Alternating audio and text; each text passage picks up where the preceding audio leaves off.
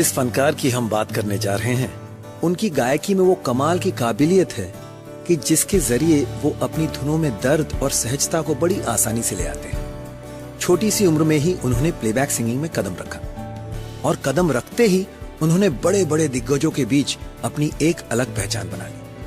अपनी soulful voice से एक तरह की रेवोल्यूशन हिंदी म्यूजिक इंडस्ट्री में वो ले आए। आज हर किसी की जुबान उन्हीं के गाए हुए गाने गुनगुनाते हैं।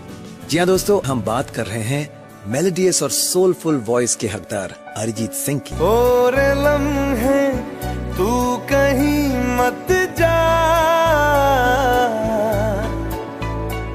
दोस्तों, शायद ही कोई ऐसा सिनेमा प्रेमी हो जो महेश भट्ट जी के बैनर तले बने फिल्मों का म्यूजिक और गाना भूल पाया हो, लेकिन एक शख्स है जिसे उन्हीं के बैनर तले बनी फिल्म मर्डर 2 के गाने का पहला ब्रेक मिला, लेकिन वो शख्स इस गाने को गाकर भूल गया।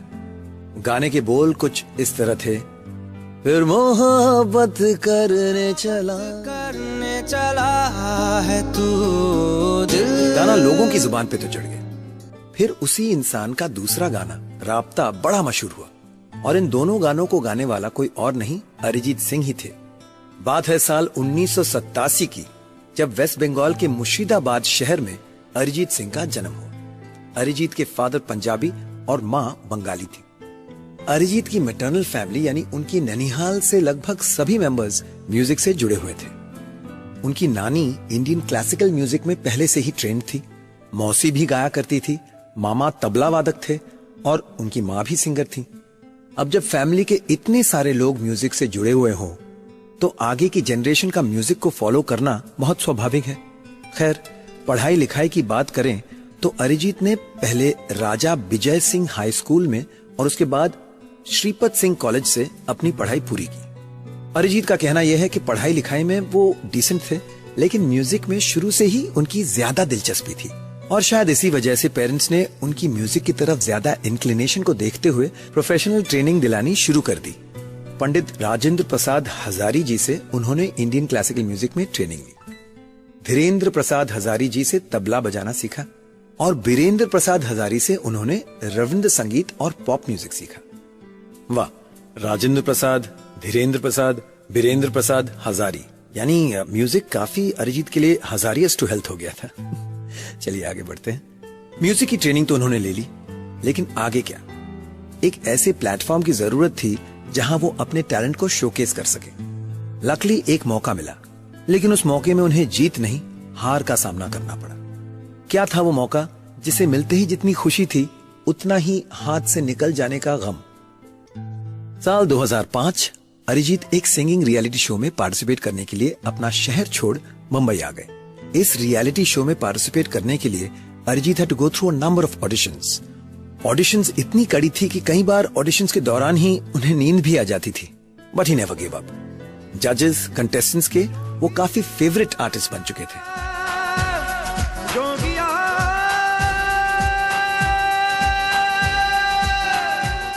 लेकिन अनफॉर्चुनेटली सबके फेवरेट कंटेस्टेंट्स होने के बावजूद अरिजीत टॉप 5 में अपनी जगह नहीं बना पाए। लेकिन एक जज थे जो उनकी सिंगिंग से बेहद इम्प्रेस्ड हुए और वो हैं शंकर महादेवन। शंकर महादेवन जी ने अरिजीत से कहा, आगे चल के बहुत कुछ है, करेंगे हम लोग कुछ साथ में। और फिर हाई स्कूल म्यूजिकल 2 एल्बम के गाने ऑल फॉर वन, आजा नचले में गाने का मौका देकर शंकर महादेवन जी ने अपना वो वादा पूरा किया। आगे चलकर अरिजीत ने एक और रियलिटी शो 10 के 10 ले गए दिल में पार्टिसिपेट किया और इस बार वो इस शो के विनर बने।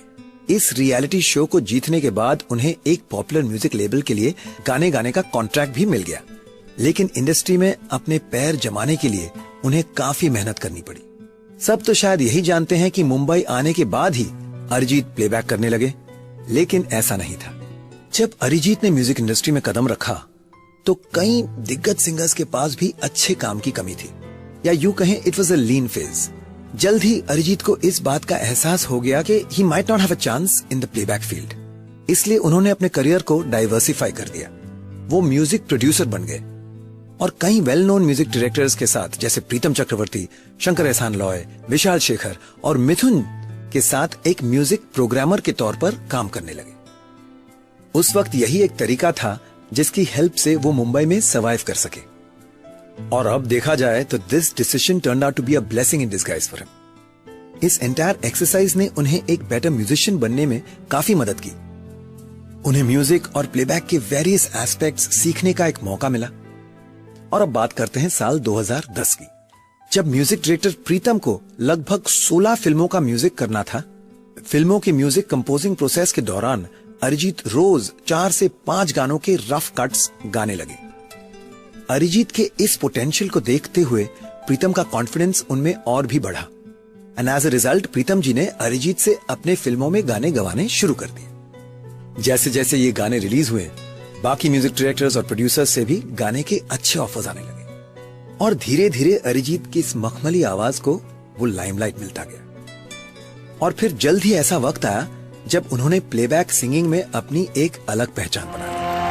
क्योंकि तुम ही हो, अब तुम ही हो, कुछ तो है तुझसे राबता, कुछ तो है तुझसे राबता।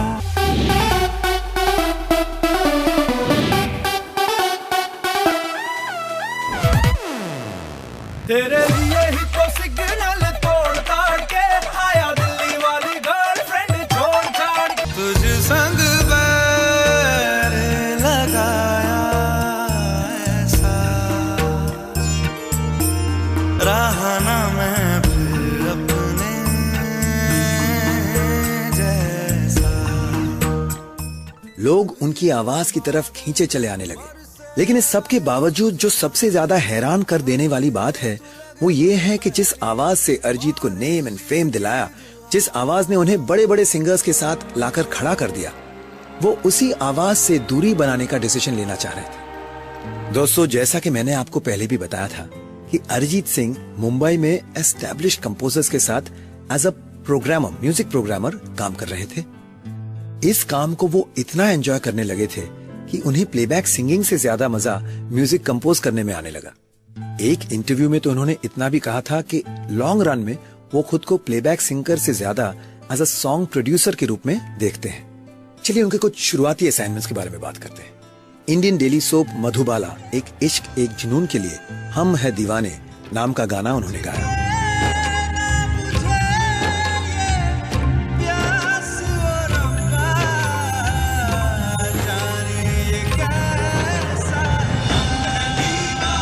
Farmer Indian cricket captain Sourav Ganguly द्वारा होस्टेड बंगाली क्विज शो दादागिरी और बंगाली टेलीविजन सीरियल तुम्हारे अमाए मिले के लिए उन्होंने टाइटल ट्रैक भी गाया। और वहां से शुरू हुई इस कामयाबी का सफर यूं ही बढ़ता चला जा रहा है। लेकिन वो कहते हैं ना कि सफर में अगर कोई साथी मिल जाए तो मंजिल की दूरी खलती नहीं है। देखा जाए तो जिंदगी में हर किसी को एक बार प्यार तो जरूर होता है। कभी ये प्यार सक्सेसफुल रहता है तो कभी अनसक्सेसफुल। एक बात जो अरिजीत के बारे में बहुत ही कम लोग जानते हैं वो ये है कि अरिजीत पहले से ही शादीशुदा है। जी हाँ, एक रियलिटी शो के दौरान उनकी को कंटेस्टेंट के साथ उनकी शादी हो चुकी थी, लेकिन फिर अनफॉर्चुनेटली उनकी फर्स्ट मैरिज किन्हीं वजहों से अनसक्सेसफुल रही। ओ मेरी परछाई तेरा ख्याल, मारी तेरी चुनरिया लहराए, जीना जीना जीना रे उड़ा गुलाल, माही तेरी चुनरिया लहराए। और फिर उन्होंने अपनी चाइल्डहुड फ्रेंड कोयल रॉय के साथ साल 2014 में शादी कर ली। कोयल भी पहले से शादीशुदा थी।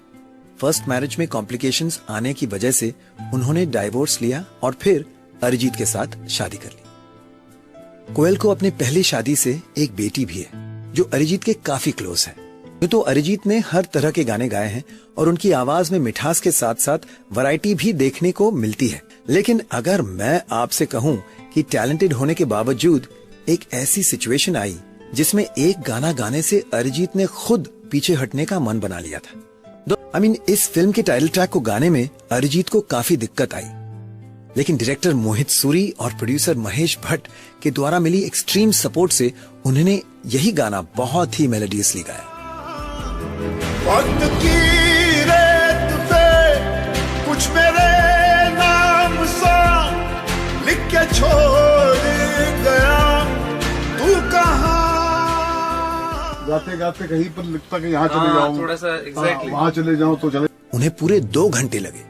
अरिजीत के फेवरेट सिंगर्स की अगर बात करें तो किशोर कुमार जी, गुलाम अली साहब, जगजीत सिंह साहब, मेहदी हसन साहब और के उनके फेवरेट सिंगर्स हैं। और अब तो अरिजीत की अपनी फैन क्लब बन चुकी है। बहुत सारे दिग्गज कलाकार ऐसे हैं जो आज के सिंगर्स में फेवरेट अरिजीत को ही मानते हैं। आगे चलकर अरिजीत एक म्यूजिक स्कूल खोलना चाहते हैं। अरिजीत के बारे में एक और बात यह है जो शायद बहुत ही कम लोग जानते हैं कि उन्होंने एक बंगाली फीचर फिल्म भालोबाशा रोजनामचा से डायरेक्शन में डेब्यू किया है। This film is a compilation of 7 short films. Arijit, आपकी इस फिल्म के रिलीज होने का हम सबको बेसब्री से इंतजार है।